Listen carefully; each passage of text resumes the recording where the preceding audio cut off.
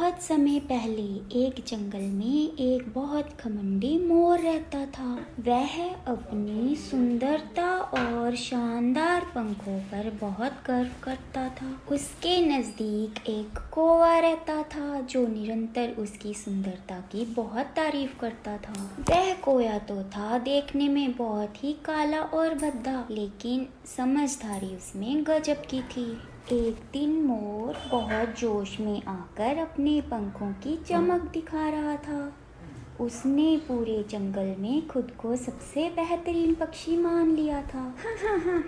मुझसे बेहतर तो और कोई हो ही नहीं सकता। कितना सुंदर हूँ मैं। इसी दौरान कौवा उसके पास आया और बोला, आपके पंखों की रोशनी अत्यंत अद्भुत है। आप जंगल के सबसे सुंदर पक्षी हैं। मैं आपकी तारीफ करना नहीं छोड़ सकता।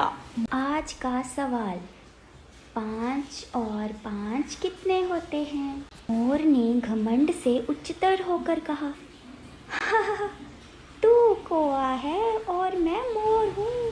तेरे जैसे आम पक्षियों की तुलना में मेरा मुकाबला कोई नहीं कर सकता। मैं जंगल का अद्वितीय पक्षी हूँ और तू सिर्फ एक कौवा है।